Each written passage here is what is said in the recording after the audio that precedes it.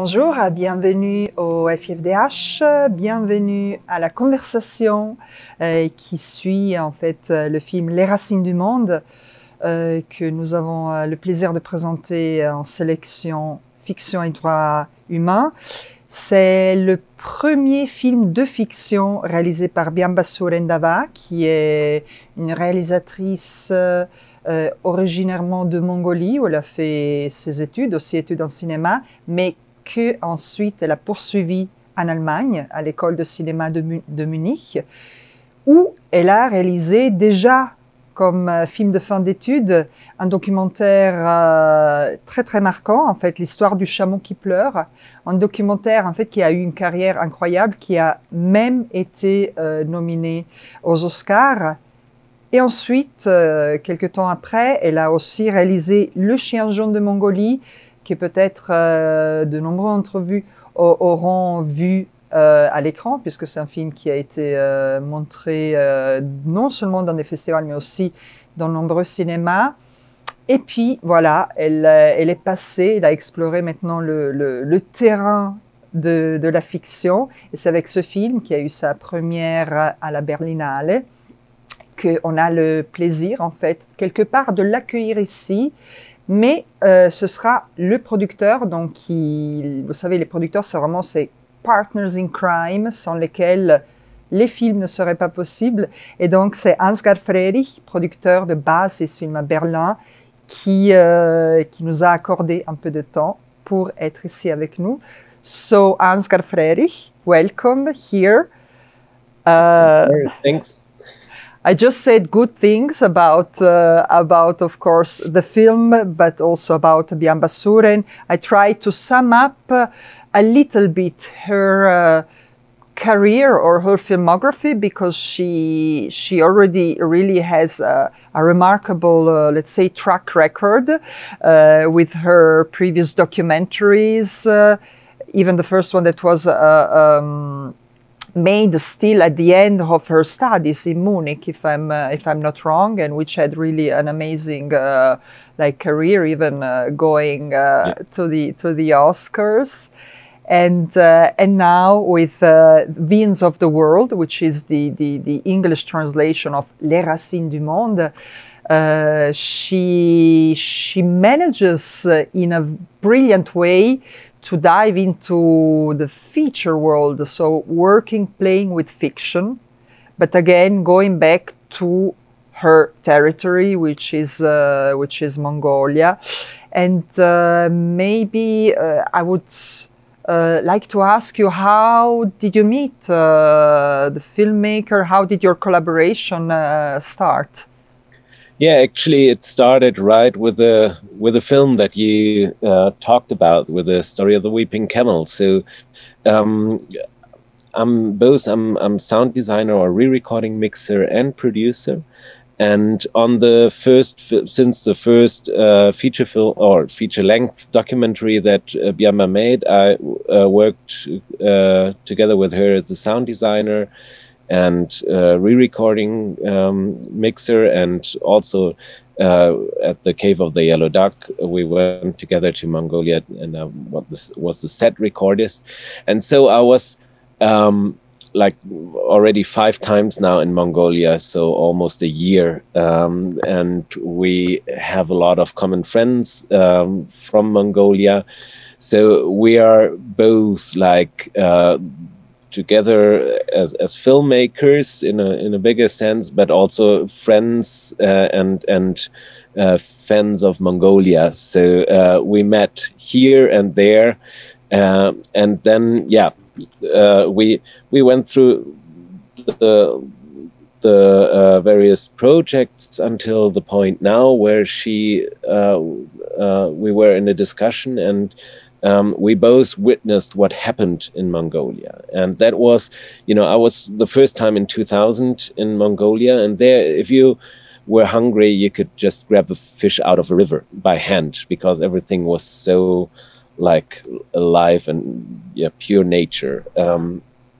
And the last time when we shoot it there together in 2014, before we did this project, in the region where we have been nearly 70% of the rivers and lakes were dead, poisoned by the mining.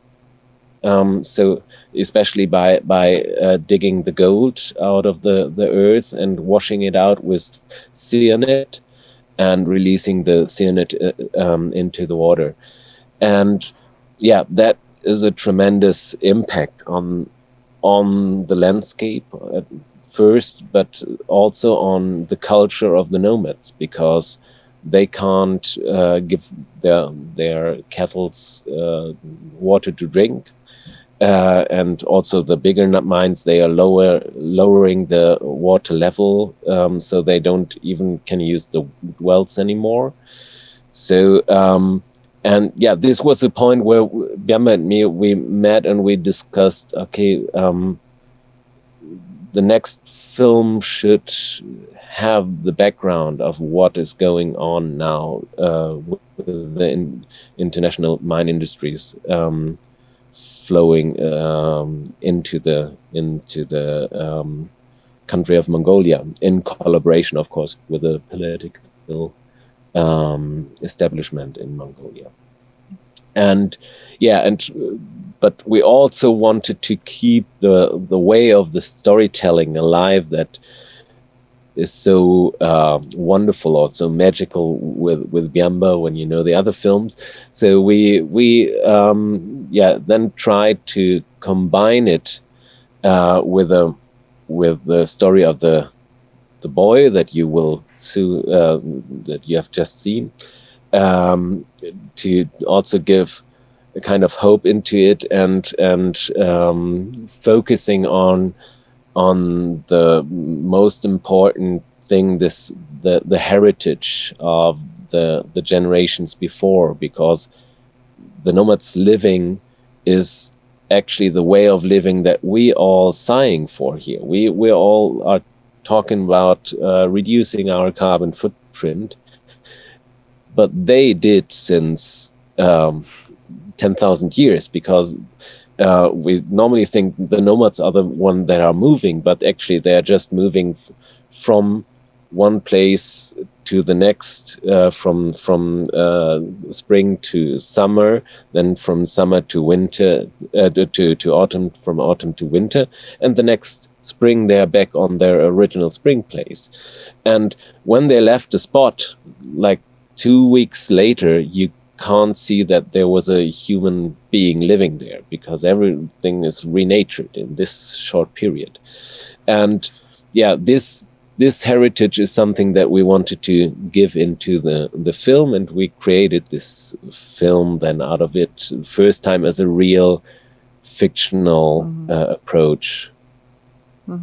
And how was the process for both of you? I mean, from the artistic part, but also production-wise, because not because documentary are easier, because it's also a struggle, but the time, the budget, the organization, the writing, etc., it's different. It takes sometimes more energy, time, etc. And how was it, this kind of jump? You are very known for great documentaries that produced, but I don't know if it's the first feature, but maybe among the first. So how was for both of you this jump, documentary fiction? It was great to experience, because of course you somehow lose the dogma of the documentary, but what we wanted to do with the film was also a bit dogmatic, because it's not a fiction, it's a fiction based on how it is right now in the country. It's a fairy tale written around the documentary background. And that was actually one of the most, I still got goosebumps when I tell this story, because we wanted to shoot there. We have been there with 50 people in the team, and it was 3 days before the shooting, and we had our main location. And 3 days before our shooting, they came to us and said that the New Zealand mine next to the location bought all the land and prohibited us to shoot there.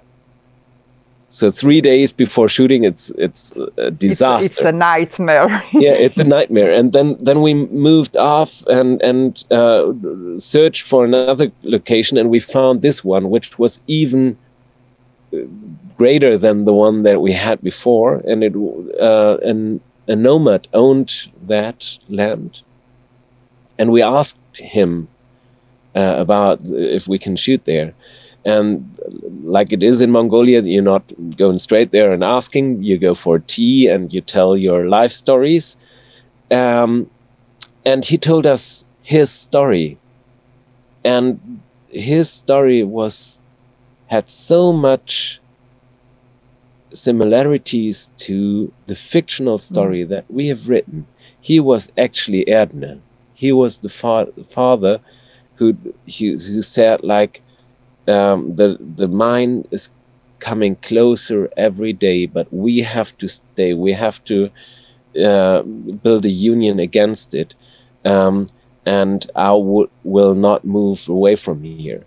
And he told me us the story also in details, and there were really some things where we said, okay, it's not a feature what we're shooting; it's a documentary somehow. And then, of course, he said, yeah, you came here for a reason, and that's and I have a reason to give you the land for your shoot, and he hoped that a lot of people will see this film. Mm-hmm. So even though it's fiction and the first fiction, it also has, of course, the documentary background, and perhaps the films before were documentaries with a bit of fiction in it, and this is now a fiction with a documentary background in it.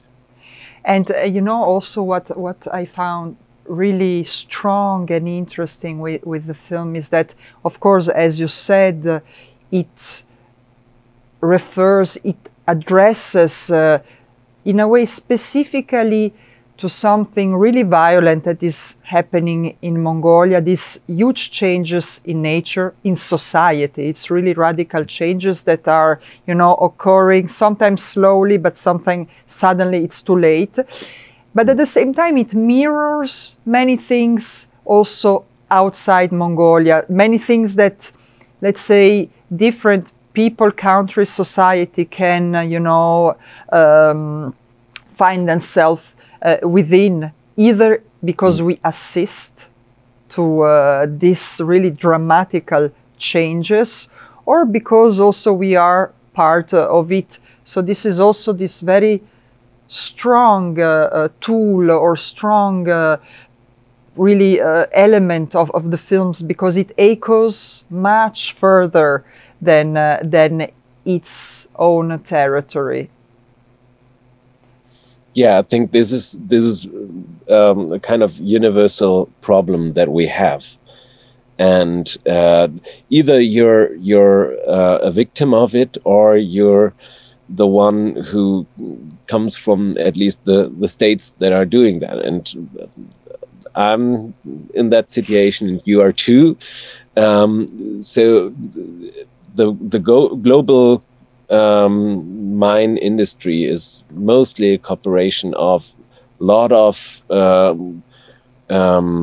countries, which the local NGOs can't grab. Mm-hmm.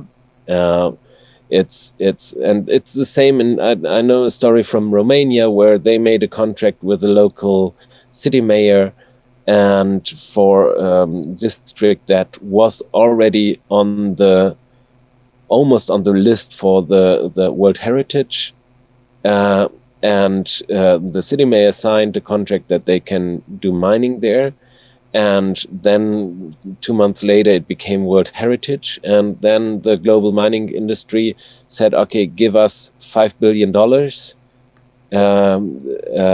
that we don't dig there. We have the contract here. And these tools, this bizarre mechanisms of global contracts with local people, which you can easily get if you give them some money or some benefits.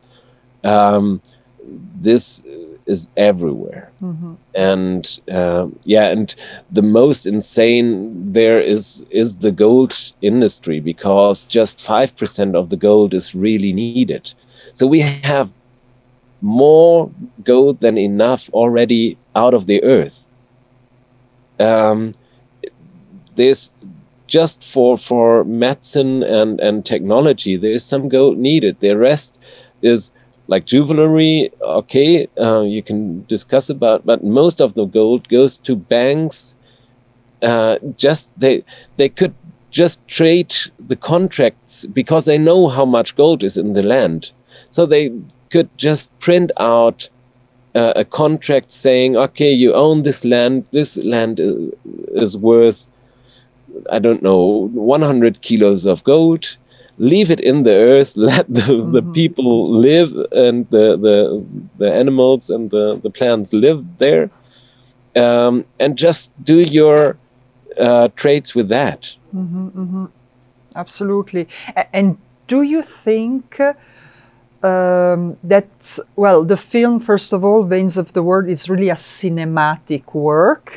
It's storytelling. It makes you really travel also to the kid's mind, you know, his coming of age story, etc. But at the same time, of course, it shows, it addresses really this issue. Do you think that this film can, in a way or in another, have an impact? Probably not with the societies or with the multinational society, but, you know, maybe on a city, I don't know, among people, among individuals. Do you think that it can resonate, it can raise awareness? In Mongolia or globally? Both. I hope both, of course. And yeah, you know, like, we of course also thought that even though that we started the writing like 7 years ago, but that the Fridays for Future movement was exactly the one that are exactly telling the same things that we want to tell with the film. So that, but this was of course now all covered up a bit by the COVID pandemic.